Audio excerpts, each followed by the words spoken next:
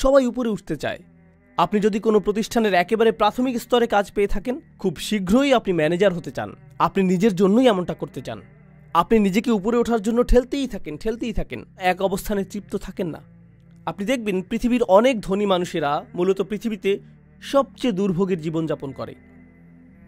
যারা কোটি কোটি টাকা আয় করেছে, যারা পাগলের মতো টাকা আয় করেছে, এই ধরনের মানুষদের মধ্যে বেশিরভাগেরই জীবন বলতে কিছু থাকে না। তাদের কোনো জীবন থাকে না, পরিবার থাকে না, তাদের ছুটি বলতে কিছু থাকে না। তারা ছুটি নিতে চান না, তারা শুধু উপরে উঠতে চান। তারা মনে করেন তারা ছুটিতে গেলে তাদের ছুটে চলার এই যন্ত্রের গতি কমে যাবে, তাদের কাজে দ্রুত ফিরে আসতে হয়। এবং তারা যদি ছুটিতে গিয়েও থাকেন, সেখানে বসেও ইমেইলের উত্তর দেওয়ায় ব্যস্ত থাকেন। তাদের মস্তিষ্ক কখনো বিরতি নেয় না। লোভ আপনার সাথে এমনটাই করে থাকে, আপনাকে একটা দুর্ভোগের জীবন উপহার দিতে পারে। যেভাবে লোভের ফলে পৃথিবী দুর্ভোগের শিকার হচ্ছে, প্রত্যেকটা মানুষও এভাবে ভুগছে, এর ফল ভুগছে, দুর্ভোগে ভুগছে। তরুণ প্রজন্মের কিসের লোভ হয় বলুন তো?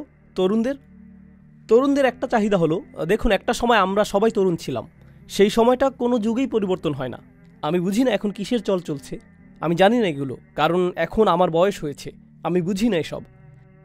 আমাদের মুরব্বীরাও কিন্তু আমাদেরকে বুঝেন না, তাহলে তারা কিভাবে এখনকার কিশোর আর তরুণদের বুঝবেন? তারা বুঝতে পারবেন না। আজ থেকে 15 বছর পর আপনিও ভবিষ্যতের তরুণদের বুঝতে পারবেন, এমনটা হবে না। তখন আপনার সময় পার হয়ে যাবে। কিন্তু সব যুগের তরুণদের মধ্যেই একটা জিনিস অপরিবর্তিত থাকে, আপনি লেটেস্ট জিনিসের সাথে সমান গতিতে চলতে চান।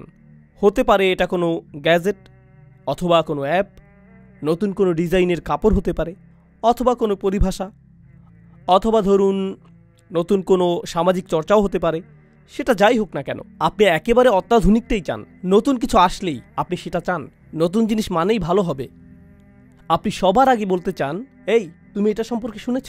কারণ তারা যদি না শুনে থাকে, অন্য সবার আগে আপনি বিষয়টা সম্পর্কে তাদেরকে অবহিত করেছেন, আপনি সাথে সাথে এটার উপর হুমড়ি খেয়ে পড়েন।